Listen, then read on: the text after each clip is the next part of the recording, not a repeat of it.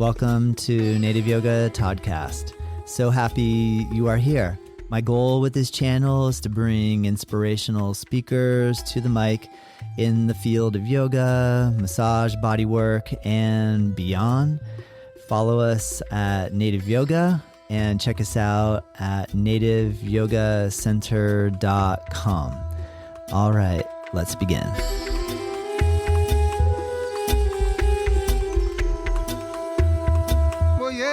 Hello, welcome to Native Yoga Toddcast. Today, I do something a little bit different. I have had the honor of being invited onto a podcast called the Gi Squad Podcast. Three amazing women named Mika Britt, Aurora Stoll, and Nati Eckersley.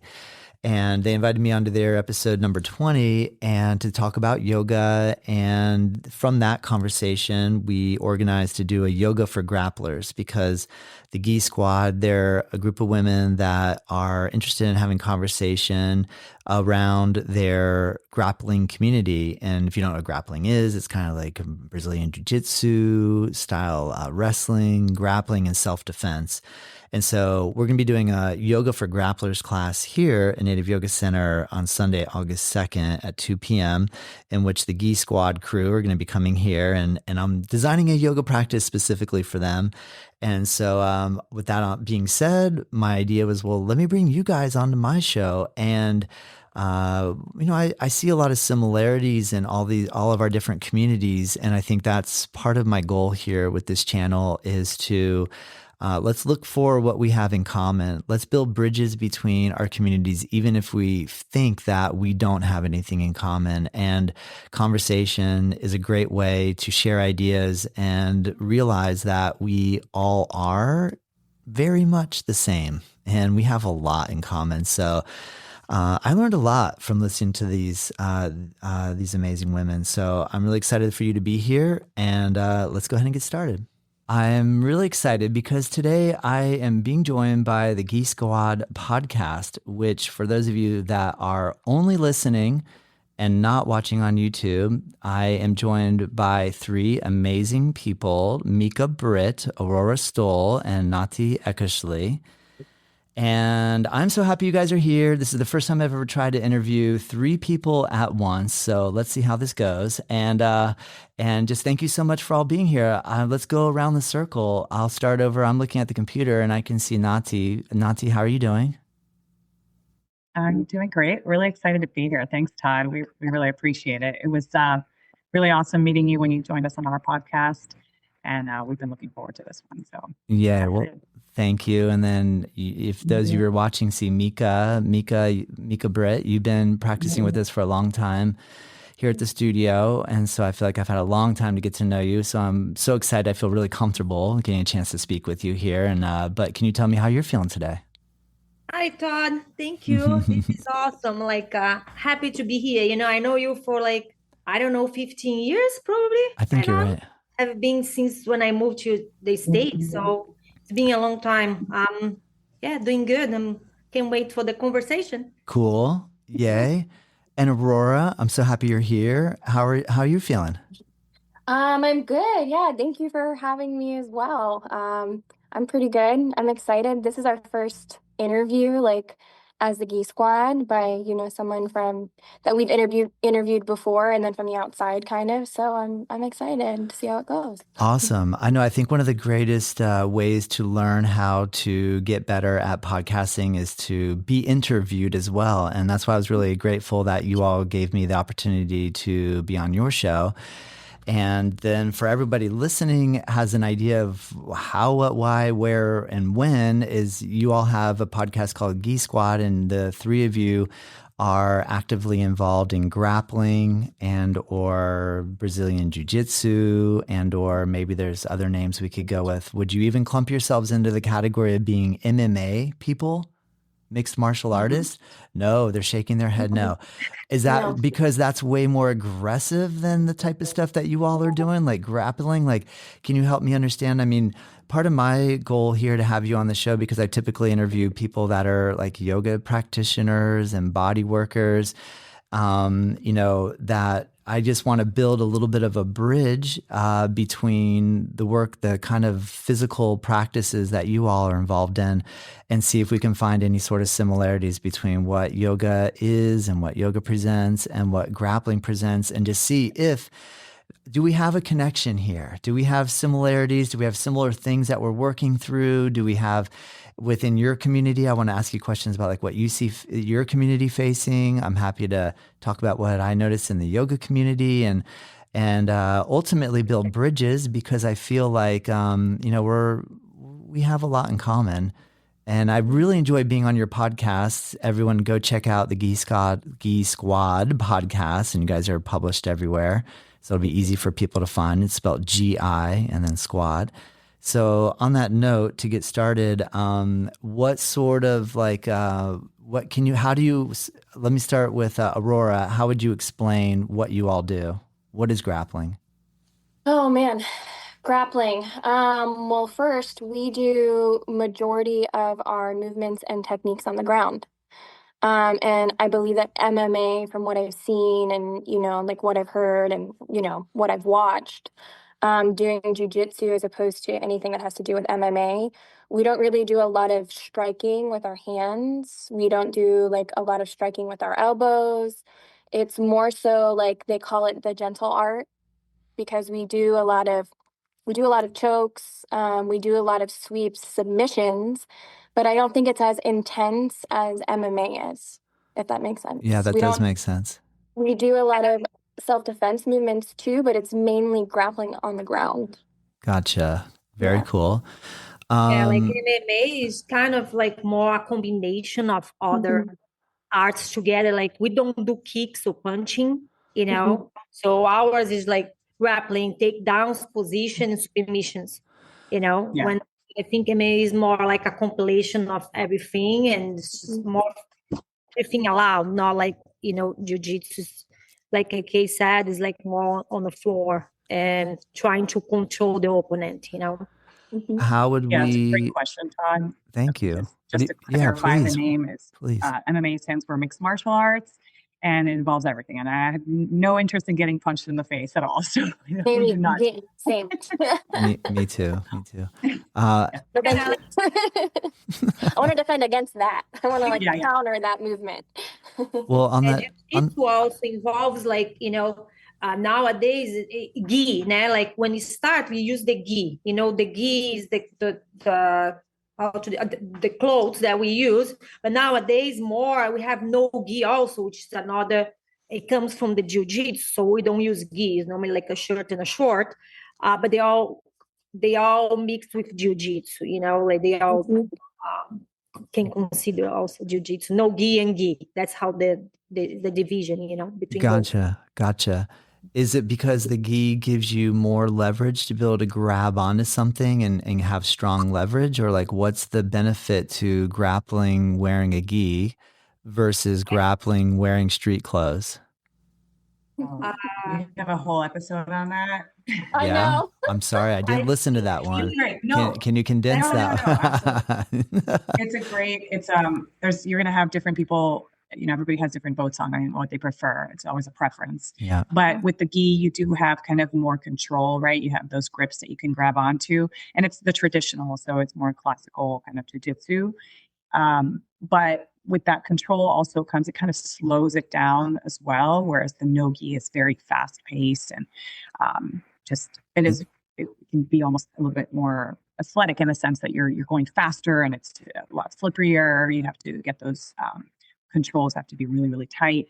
Also with the gi, but it's just a little bit slower, I think. Interesting. That's where you see like a lot of young people, they prefer the no gi because it's way faster, the moves is way faster. And like the gi, you see like more old style, like it is everything now, younger and older, but like the older prefer that because it's slow down and it's the tradition, and the young one, is fast, they fast, stronger, like explosion, so they prefer the no gi, most of them.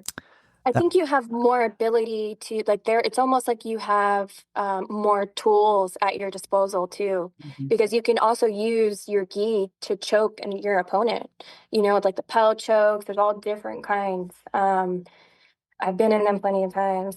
So it's pretty powerful. I mean, you can subdue an opponent with it. You can choke an opponent with it. You can sweep an opponent with it, I believe. So I think it gives you more tools, and it also allows you to, like Natalie and Mika are saying, slow your opponent down. Yeah, interesting. Like there's a little bit of a thing in the yoga world where there's this idea that old school yoga in India was practiced in a quiet space without a lot of external stimulation. And then in our current sort of scene in the yoga community, we can go into a yoga class where there'll be really loud pumping music that can seem just like intense and distracting. And it seems like a lot of folks love that and they're attracted to it. But then like the traditionalist is like, why do we need all that really loud music? I thought we're practicing to kind of hear our internal dialogue and come to grips with that and maybe work with it. And it sounds a little bit like there's in this grappling community that there's almost this old school guard and then there's this new school sort of trend. Yeah. And what other things have you noticed within your community where there's this older and new way of doing, where there's like a little bit of tension between these opposing ways of going about it? Mm-hmm. I'll direct that to whoever can think of something first. Maybe I've noticed that I haven't per se been to like another school, and I've attended another one regularly besides the one we go to, which is known to be very classic, and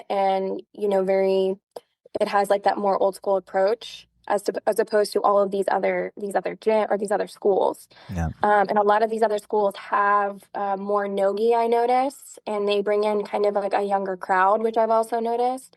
But I think that's because there are more rules, there's more respects that you pay with the gi.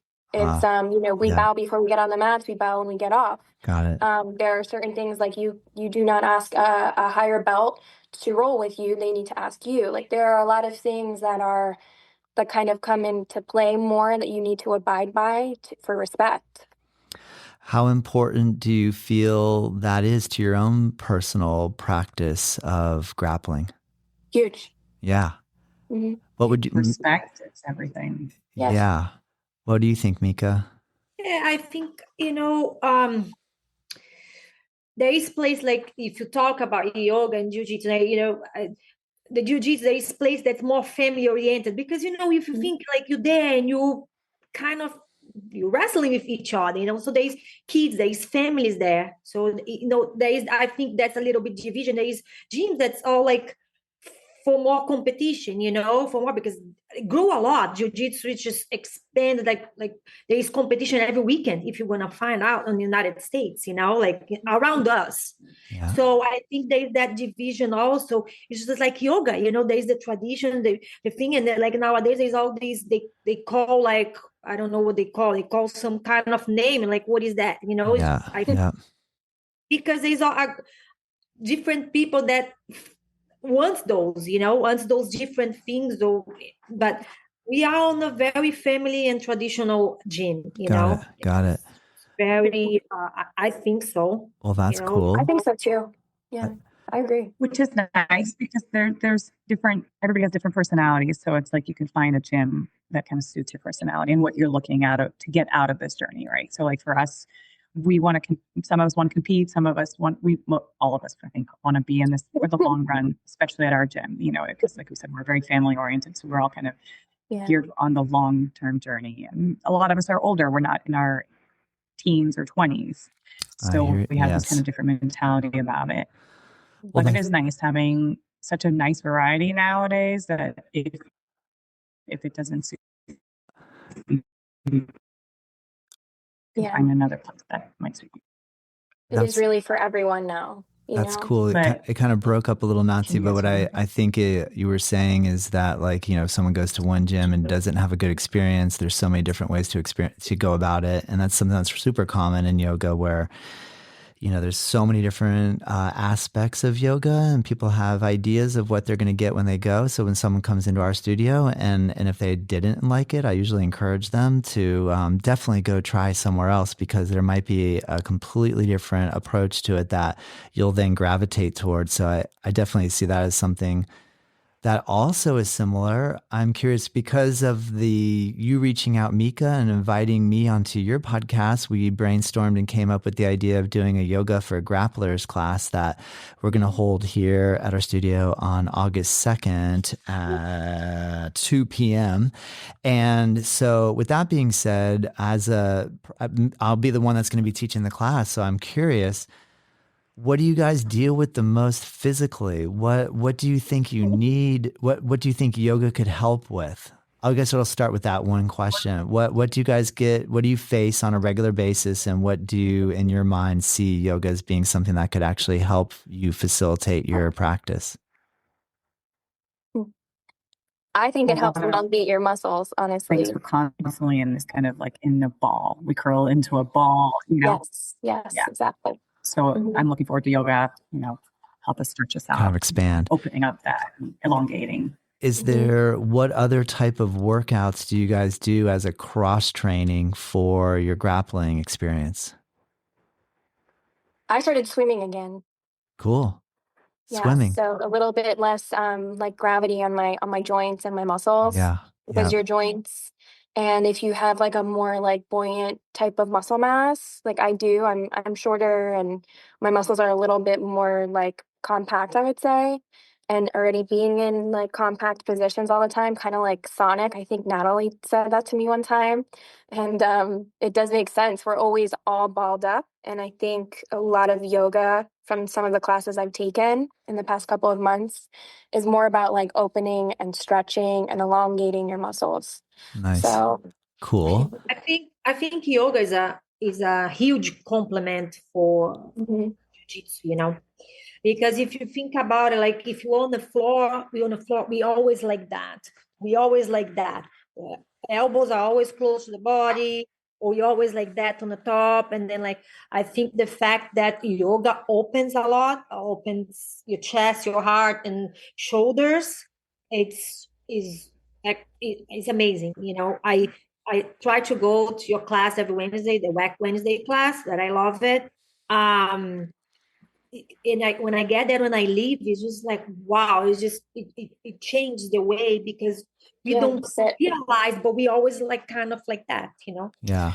Yeah, jiu-jitsu teaches us, so if you extend a limb, you're exposing it. So we are constantly trying to train ourselves to not extend the limb until it's absolutely necessary. So we're constantly defending by keeping our limbs nice and close to us. But then because of that, I think we're not getting that, extension. Yeah, this is a great thing. That's what he said. It's exactly it. So we're always protecting in, but then yoga, you always open, we always extend. So I think it's just huge. Very cool. Well, that's great information. Thank you for that. I'm curious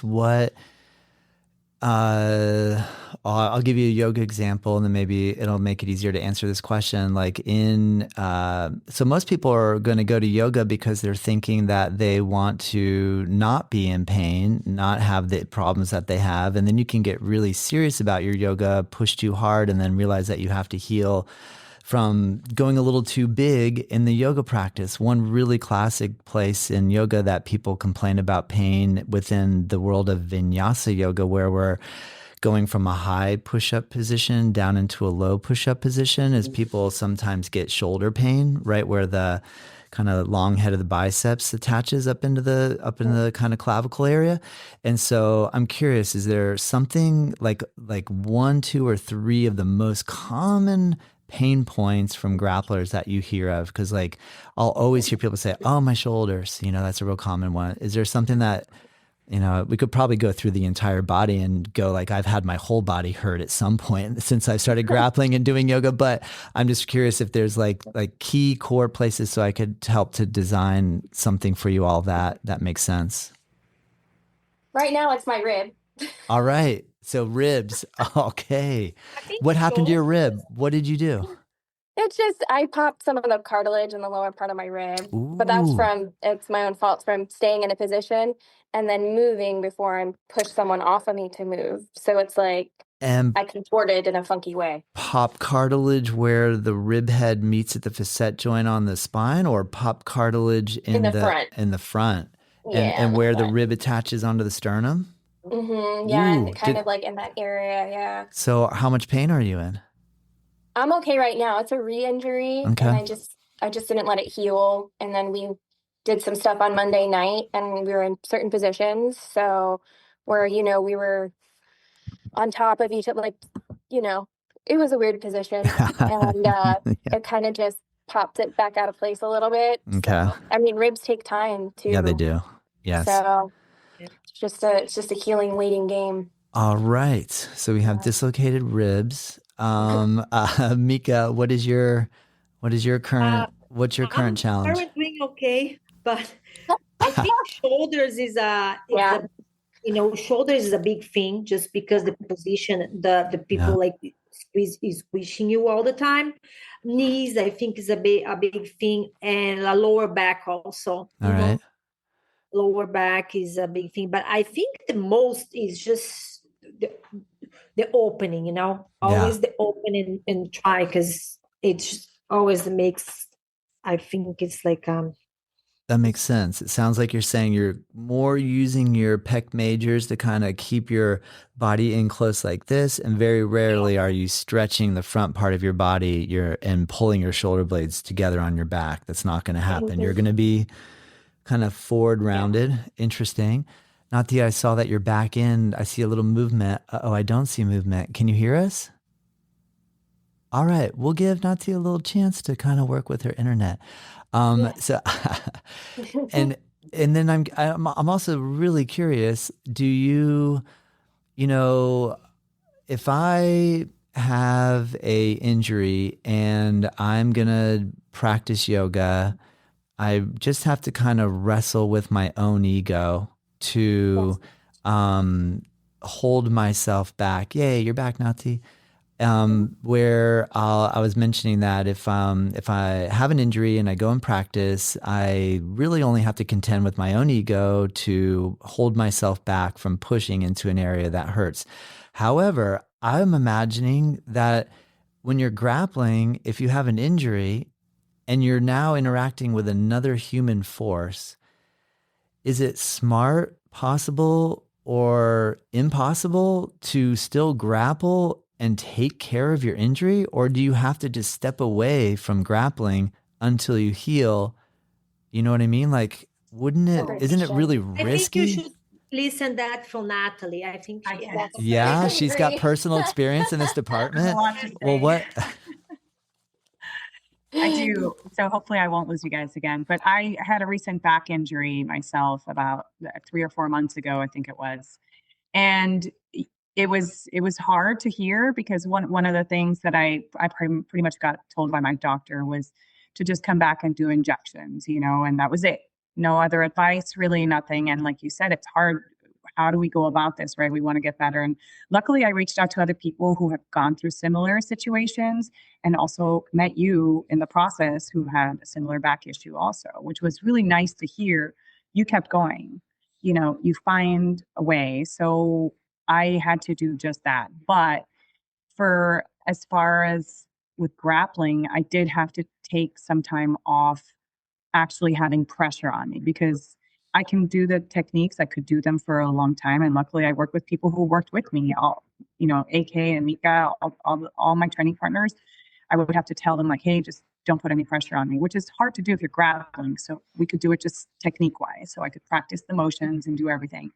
But I had to take that time, because like any excessive force on me could make it worse, right? Mm-hmm. So like you said, in yoga, you might be able to practice on your own little baby steps, but then if you actually had someone on top of you, it'd be different. So with grappling, you definitely have to take a little bit of time off. But one thing that I'm hoping people hear here is that it doesn't mean it's forever, because that's a very scary moment at first when you hear it and you think it's going to be forever, but it's not. It took baby steps. So first I had to remove the additional weight. Yeah. And then slowly I could do a lot of the techniques. And then now I'm back to being able to roll, and it's great.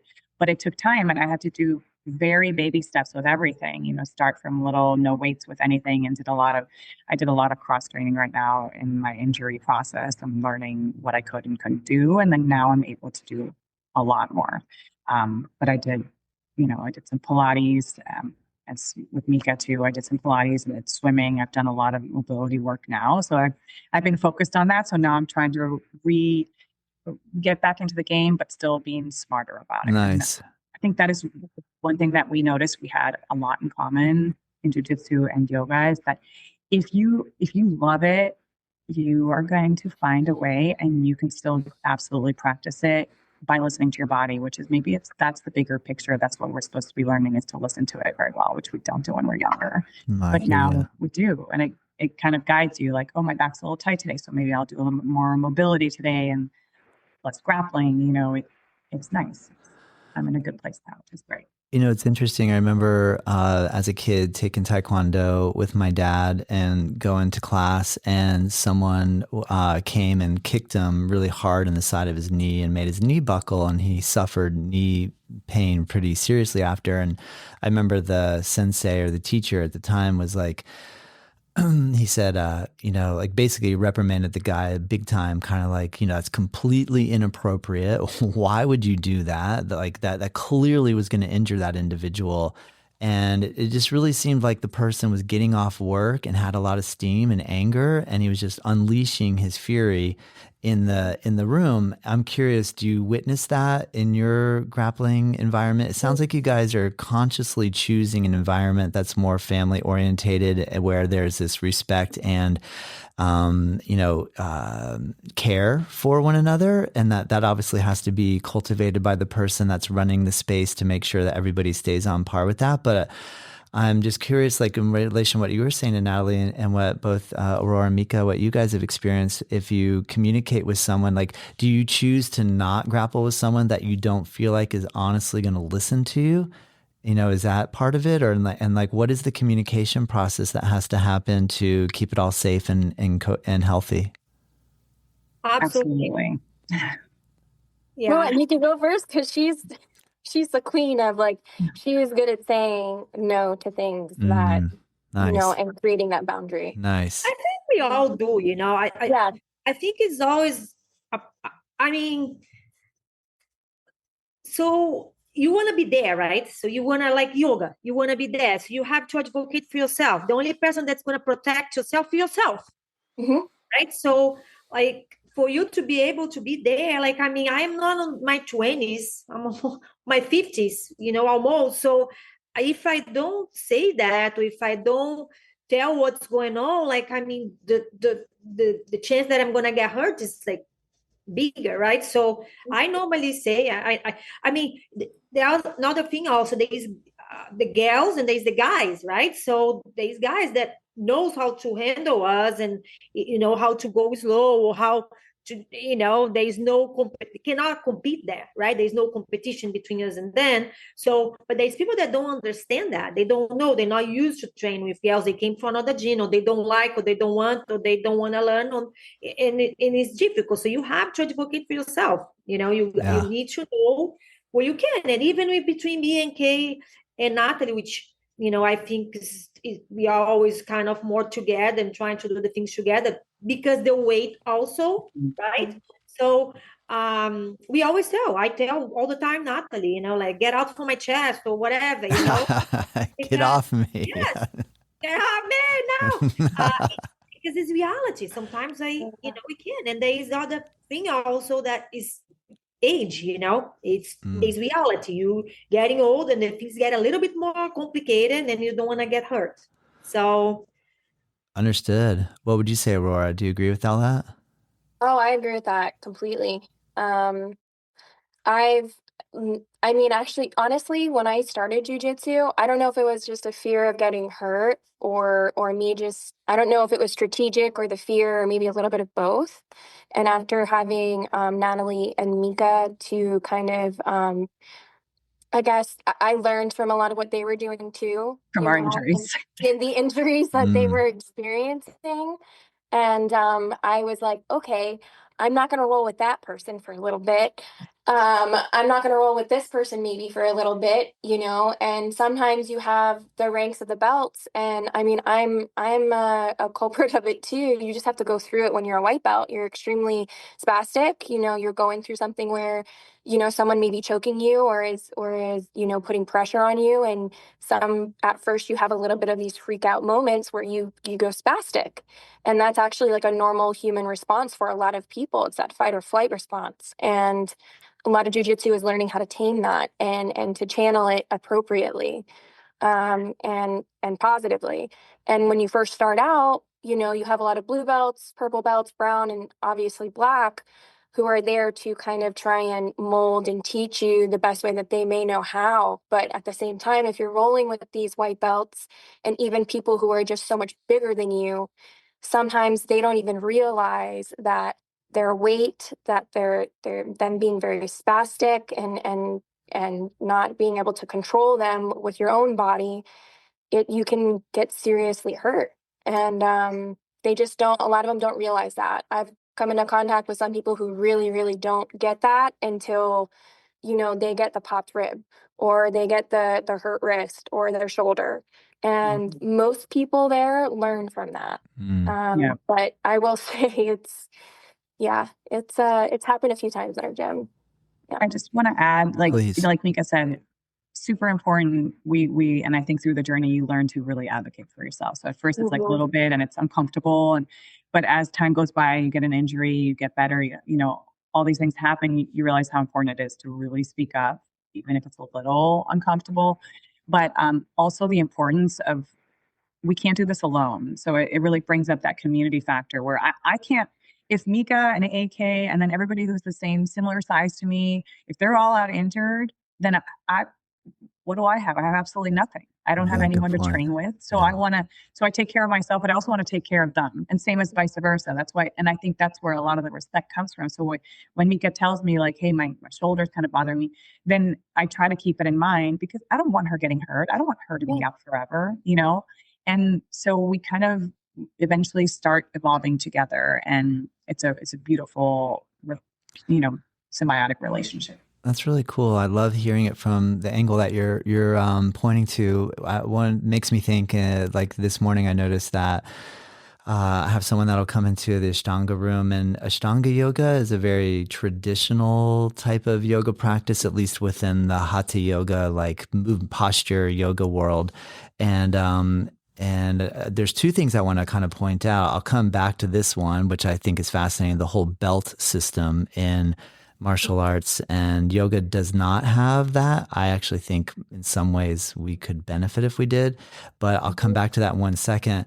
The other thing that I want to point out though first is that I'll notice that there's somebody who comes in and she's really strong. She's got a really strong practice and she puts a lot of energy. She's there 6 days a week. And another student who came in slowly started kind of gravitating towards setting up near where she is. And they become really, I feel like, good friends, and they kind of push each other in a way where even though it's a very unique and individual practice, each person is doing their own thing. We're not physically contacting, apart from the fact that personally, as an instructor, I'm walking around and helping physically, like if someone's lifting their leg, I'll help assist and lift their leg up. So there is some contact between the instructor and the student or the practitioner, but the practitioners themselves pretty much don't typically. But what I've been trying to cultivate a little bit in the Mysore room is that if I'm busy or if I'm having a day where my back is really sore and I physically know that if I try to lift bodies, it'll probably not be good for me. I'll kind of, can you take one of the students and bring them over and say, can you please help and assist this person for me today? So I do feel like we do have kind of a camaraderie in the room that you're talking about. So I guess I just enjoying noticing like the real difference of the fact that you guys are literally locked in with each other and kind of moving forces around, as opposed to like when we're practicing on the mat, it's a very individualized thing. But now to go back to the whole belt thing, in India, when you go practice Ashtanga yoga, there's a first series, a second series, a third series, and a fourth series. And when you are a newbie, kind of like what you were saying, Aurora, like the white belts just have to kind of, we're spastic. Like as a new practitioner, we walk in, we're spastic. Like we want to try so hard to be as good as the black belt right away. But as you guys probably have noticed, you can't just go from white belt non-skill level to black belt in one day. Like there is a process that goes down to finally get to that point where you probably feel really proud, I bet, putting a black belt on. And similar in yoga with the Ashtanga yoga, it's kind of held, the way it's held in India, or was for a long time, is that you don't get to move into the next pose until you exhibit a certain level of proficiency in the pose that you're on. So you'll be moving through a series of poses, you'll get to a specific place, and then if you're working on that pose, you really won't add any more on. And then you'll look at the person that's doing 4 series and almost be in awe of what they can do. You know, you watch them and it's like, how is that even possible? Could I do that? And they're like, yeah, I started just like you did if you keep working. But then you'll look at your body and you'll feel your body and be like, but my body is so different to your body. Like, how are you? Like, I think you were born with that ability. And they're like, no, I had to work just as hard. I mean, no one really comes in with the perfect setup. Everyone's got to kind of work if you're really interested and keep doing. So I guess with a point I want to bring a little bit about the belt series is that a lot of people want to start teaching yoga before they've actually practiced a lot of yoga. In your world of grappling, is it you don't start teaching until you become a black belt? Do you have to go through a certain level of like rank and file before you're accepted as a teacher? How does that work? Stay with us. We'll be right back.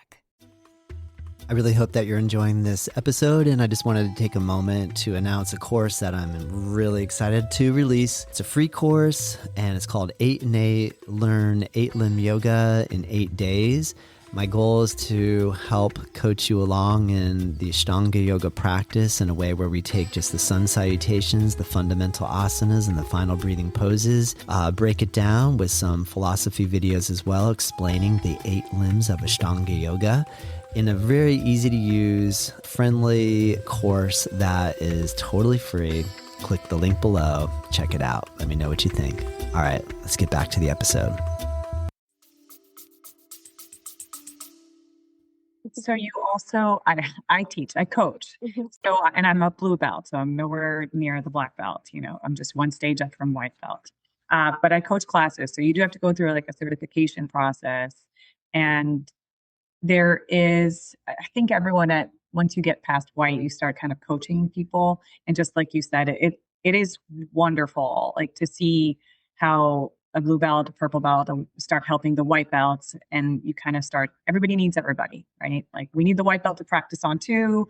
And then they need us to kind of guide them along. So there is a process for certification purposes and then, you know, training and whatnot.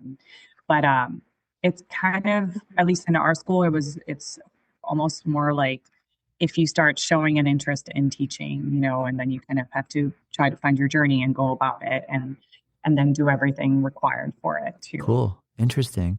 But I think generally most people start teaching around purple belt and above. Obviously, like I teach the little kids class and then I teach the women's self-defense. So I wouldn't, you know, I don't want to be teaching like brown belts and black belts because they know more about what they're doing. But I like know the general concepts of the basics, right? Cool. So I'm not way ahead. That makes sense. Yeah. So, yeah. Awesome. Mika, do you notice that there is okay, I'll just throw my question out first before I start picking it apart. Do you notice that there is like snobs or ego involved in the black versus the white? And how do you personally and or your community try to keep everybody on a relatively, what's the right way to say, like keeping it accessible where, like if you walk into a room and you see a bunch of black belts that are just like, I'm not even going to look at you. I'm not even going to talk to you. Like, you are not worthy of my time. You're just a fledgling beginner. Do you get that? Or how does that kept at bay in your community? I think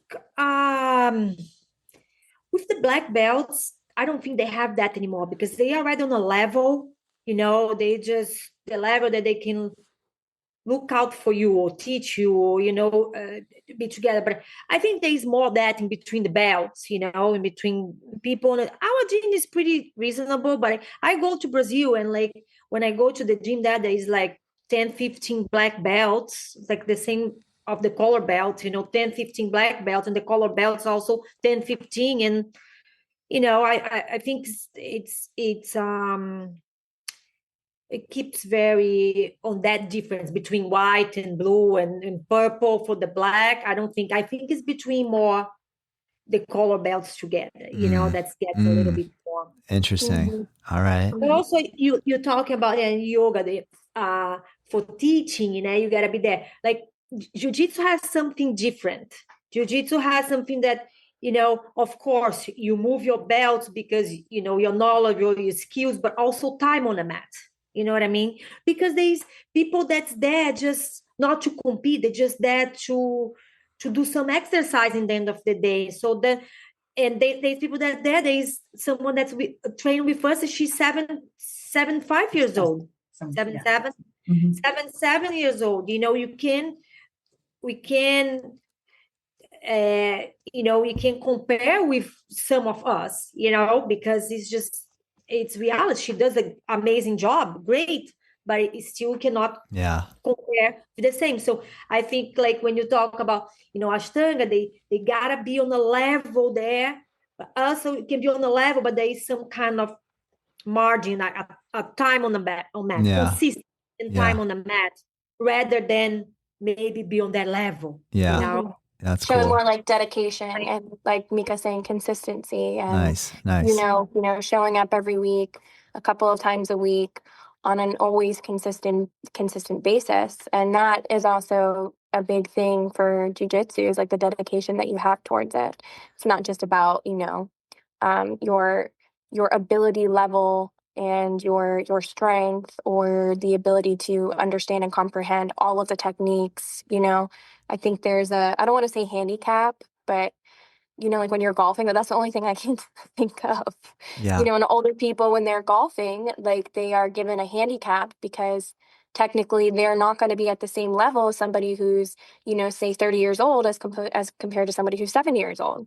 There has to be some type of middle ground there.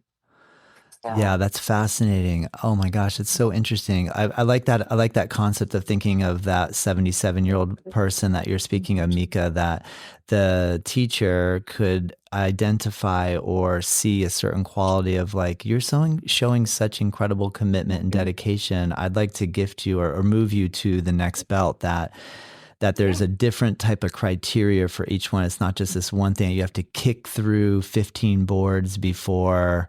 I mean, I'm using more of a Taekwondo analogy, but like, so I don't know what the grappling, the equivalent of breaking boards in grappling is. What is there a certain thing, like a certain crazy skill thing that you can do that's like, whoa, that person pulled that off? Is it in grappling? Is it like with a move, like to be able to get somebody, if you're being laid on, that you can then flip and get them down on the ground? Is there like a few specific moves that everybody wishes that they could do?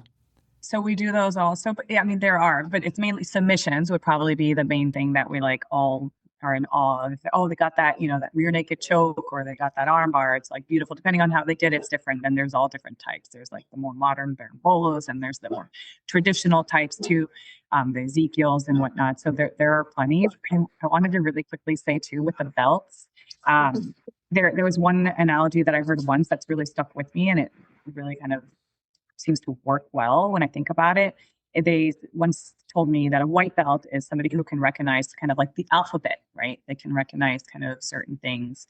Then a blue belt, then like they can put words together, and then purple, the sentences, and so on and so forth. And it's kind of, it applies because for most people, like we said, the journey's different for everyone, and it shows when you meet a blue belt, a purple belt. Not everyone's going to be, it's not going to be the same skill. Not every purple belt's going to have the absolute same skills as the next purple belt, but they'll have the same general concept usually. So like once you get to purple, you can do like more sequences. So similar to what you were saying in yoga.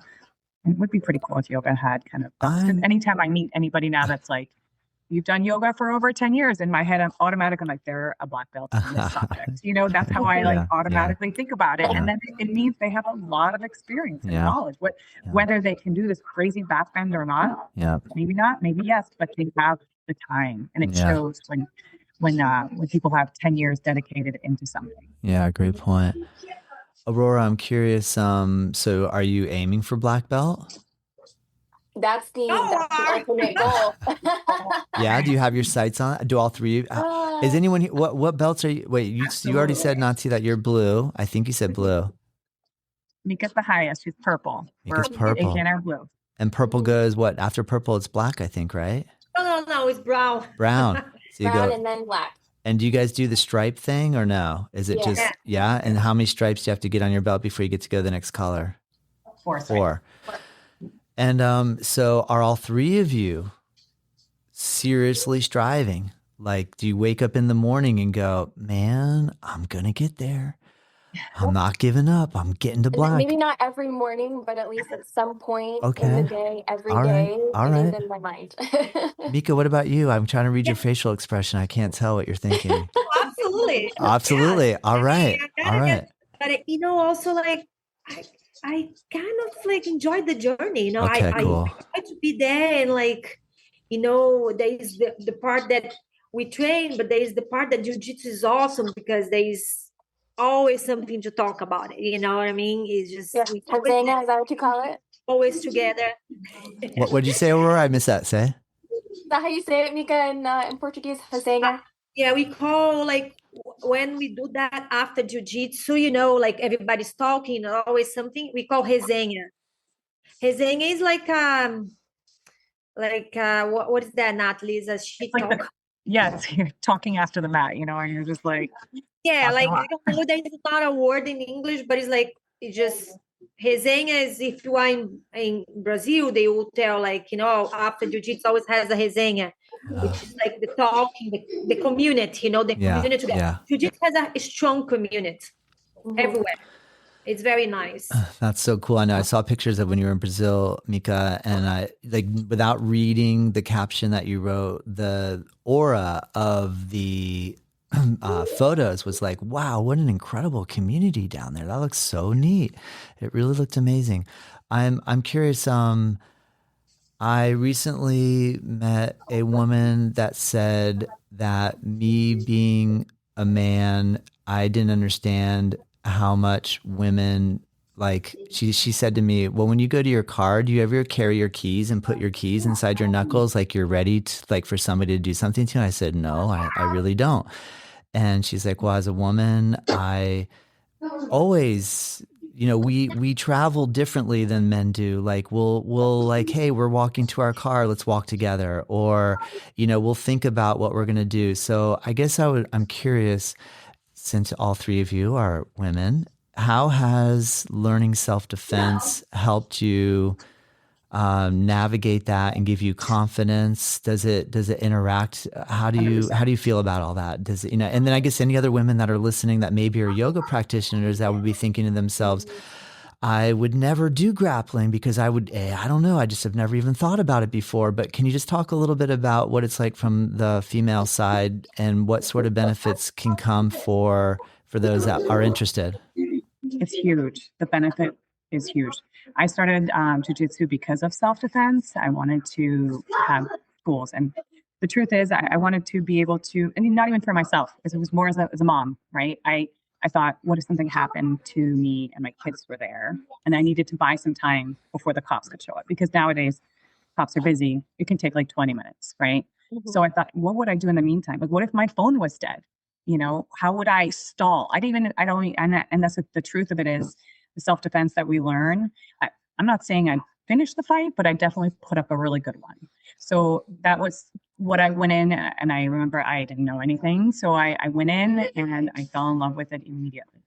But Very the cool. main difference for any women is I feel like, and that's the same as the black belt, right?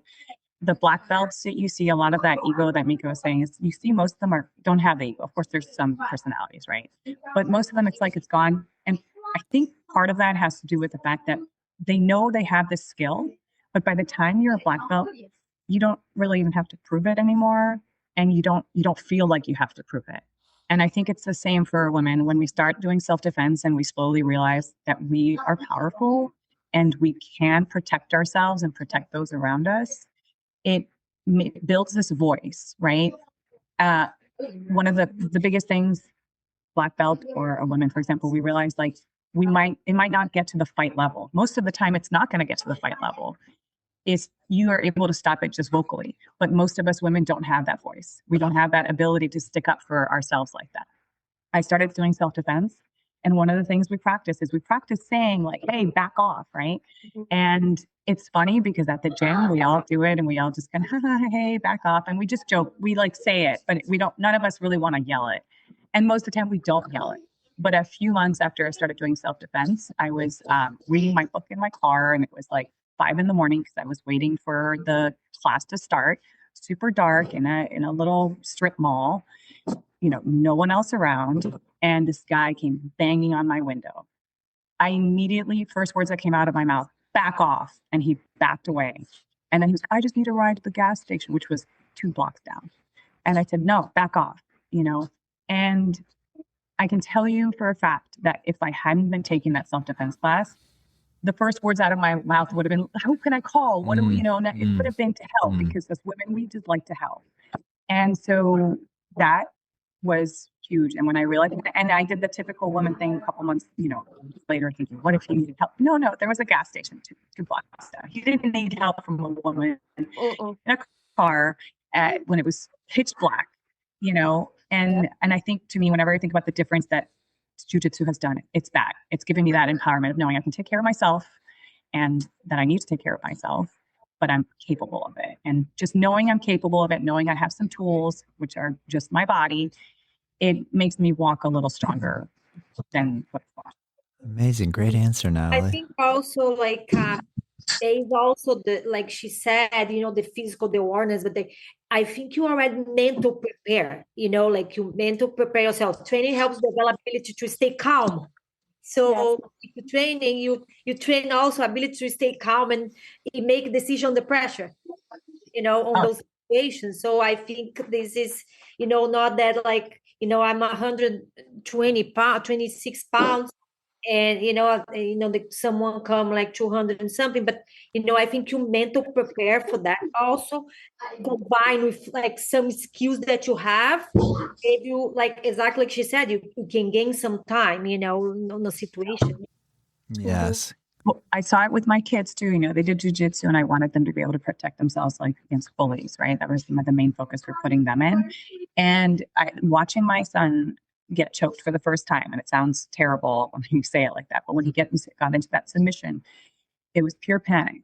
When he looked at me and he tapped, which is what we do at the gym, you tap as soon as you feel it and they let go, so it's a controlled environment. So it is really great that that's his first place of experiencing that, and hopefully never experiences it outside. And that's the same thing we want for women. Some of them come with already a lot of trauma. Most of us have probably been through something. And so you might be going through trauma again, but we hope that if it's not your first time, that the next time, if it were to happen, that you won't have that panic mode, because none of us think, we all watch the movies and we think like, oh, I know what to do, or, I can do this. But no, the first thing you're going to do is absolutely panic. If you get choked, or if you get put in a headlock, and that panic can really freeze you, or you can do something that's actually counterintuitive. It's not counterintuitive, it's counterproductive, because our immediate response when someone's grabbing you is immediately pull. If someone way bigger than me tries to pull me, they're going to win, right? And I'm just going to exhaust myself. But jiu-jitsu teaches you how to use your body, how to use the technique properly against somebody way bigger, so that you have more of a chance. So I know I'm not going to pull, I'm going to do a certain technique. I might get a little closer, actually. A lot of what we do is meaning we need to get closer to get away. So seeing my kid going through that first time, I saw that look of panic, and I saw what that first experience of someone, being in a position they're really uncomfortable in, and it could be very traumatic. 2 weeks later, he already knew how to get out of it. Yeah. He was in the same position, the same kid doing the same thing, and he knew how to get out of it. Biggest, most important thing about it was that he did it without panicking. He just did step 1, step 2, did the things, and he got out. And Nice. that's the biggest factor is you don't have that panic mode, which we're all going to have. You're probably going to freeze. Maybe very few of you won't freeze, but most of us will freeze that first couple times until we get comfortable. Yeah, great knowing how to point. handle the situation a little bit. Great point. Yeah. What do you I was at a think, gas Aurora? station and something like that happened to me actually recently. It was during like the Easter weekend, I believe, and it was just my daughter and I. And I went to a gas station to go and pick something up for her. It's always at a gas station. I went to a gas station to pick something up for her and to run inside really quickly. And when I got out of my car and she was walking with me and we were walking towards the front door. And as I was walking towards the front door, I could see out of my peripheral someone was walking towards us on the right-hand side. And I looked at him very quickly. And then I looked at Kaylee and I looked at him and he saw me looking at him and he started walking directly towards us. And he didn't have a shirt on. He didn't have shoes. His shorts were like really kind of like very dirty. And he kind of looked like he wasn't all there in the face. So, and he just started brisk walking towards me. So I immediately told my daughter, get in the car. And I said, you need to back away. And he said, but wait, ma'am. And I said, no, you need to back away. And so I immediately got in my car and he kind of stopped in his tracks and just looked at me like this. And then he turned back around. These people think that sometimes when they're coming for you, that you're not going to say anything and that you're not going to speak up and that you don't really see them. And they expect you just to be nice. And then you allow them to get close enough to you. And that's when they harm you. So even just doing that, like Natalie said, and speaking up and having the confidence to speak up and not caring if you're going to hurt the other person's feelings or not, that's a big deal. And that could save your life and your kid's life, Yes. It's powerful. Oh, it is. It's so good to hear that. Mm-hmm. It's interesting. I love that you mentioned like it's not even going to get to, you learn skills that will actually buy time and make it where you're like so direct. They don't expect it. Like people just don't expect that you're going to, like you said, stand up for yourself. You see me coming at you? Yeah. Oh. Yeah. And you're more confident to make direct eye contact with somebody. Yeah. And for some reason, whenever you look at somebody dead in the face and in the eyes, like I see you, for some reason it indicates to them like, okay, this is probably somebody that I don't want to interact with because they're giving me a vibe that like, they're not backing down. It's almost animalistic at that point where you are going to a standoff with someone else or something else. And if you don't run from it, if you don't, cower from it, then usually they back off most of the time. I mean, from what I've seen. Yeah, that's so interesting because I feel like in the yoga meditation world, there's a similar philosophy with fear in relation to meditation. If we sit and we start sitting quietly and different thoughts might come up, or like you had made mention that like kind of all of us have had some sort of like traumatic experience most likely. And then, fear can be crippling and it almost feels to me like it's like some guy coming at you with something, and like, but when you face it, and you stand it clear and like really face it, and it's like fear just dissipates. It like can disappear because you're feeling bold enough to actually be strong to stand in its way. So it's really fascinating to hear you explain it like on the physical level. I feel like in the yoga world, we're doing a little bit more of that. When we're meditating, like we'll have this thought and it's like, oh my God, that's freaking me out. You know what I mean? But it's more like, okay, turn toward it and acknowledge it. And then watch what happens. And it's fascinating how that occurs both mentally, but also physically, like we're in the physical world, in the physical environment. Mm-hmm. You guys are amazing. You all are really cool. I'm so happy that I'm getting a chance to further conversation with you all. I'm really excited for our yoga class. And I feel like I learned a lot from speaking with you all today as to like, how I'll try to structure the class when you all arrive. I really want to encourage everybody listening to even if you have no interest in everything that we talked about, but if you're still here, you probably do, to go and send you guys a little bit of love on your podcast channel, whether it's through your social media, because you guys are on Instagram at Gi Squad, correct? Mm-hmm. Yeah. Yes, Instagram, the Squad Podcast. Cool. YouTube. And Spotify. So I'll put all those links in the description. So if you're listening, it's going to be easy to find them. And you know, those of us that are working in this realm where we're like sharing conversation through the internet, every little bit of like fodder that you give us, like a little like and some love and some comments and stuff like that, is like really huge. Like we really appreciate it. So even if you might think this is so silly, like these guys don't want to hear what I have to say, we actually do. We really appreciate it. And it's okay if everyone reaches out to you, I'm gathering, right? If someone has a question or someone heard something and they're like curious, and if they want to train with you, I know, you know, we're all local here in the North Palm, Juneau, Palm Beach Gardens area, but obviously you all could connect someone to somebody probably somewhere else because there's a network. I'm sure if someone's listening in New York or California, you probably know somebody that lives out there that you could direct them to. So I just want to open up the idea that like whoever's listening, feel free to reach out to us, and we're happy to assist any way we can. Is there anything else that you guys feel like we missed that you, I mean, I guess usually when I end a podcast, I'll ask you to give me some sort of like final little inspiration or motivation, or is there something you want to finish with? So I'd like to open that opportunity up for all three of you, and we can go around. Let's start with Mika, Aurora, and Natalie. Mika first. Is there anything you'd like to close with, Mika? I don't know. You should, if you never tried jiu-jitsu, maybe you should come for class, learning that you can respond like effective in a difficult situation. It's empowering, so I mean, come to, at least give a try. So it will be cool. What about you, Aurora? What do you think? I would say, I wouldn't let, maybe if I wouldn't say suffering, but maybe if you feel like you don't have a body type, you're not the right age, you're not the right, height, weight, whatever it may be, that you have some type of disability, like I don't want that to hinder you from ever trying jiu-jitsu, because it really has become a type of like way of life for everybody, honestly. And I think anybody and anyone could find something somewhere in it to benefit that would transfer over into your everyday life. Yes. Thank you, Aurora. Mm-hmm. Natalie, what do you think? I think I can hear your kids over there. Are they having fun? Yeah. Sorry, they just got back. So no, it's totally cool. It's totally cool. I just wanted to, I saw you trying to turn your microphone off and turn it on. So no worries at all. Kids are cool. We like kids. Yes. Thank you. It's part of it, right? But yes. I think if I had to say one thing, it would just be that if anybody out there that has any fear or has gone through trauma or or an injury, all those things are part of life. And I think both jiu-jitsu and yoga have a place for that, and that you can work through with all of those. It's not, you're not going to push through pain, but you're going to work with it.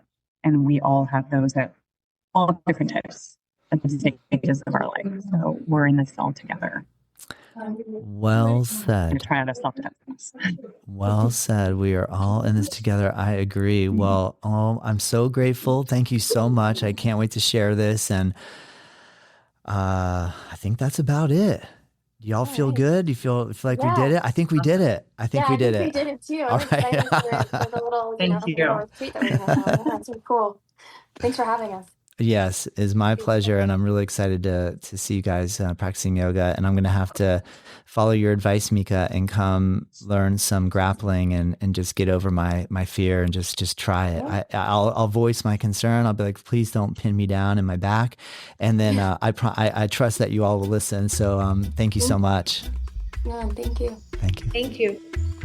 Thank you, Todd.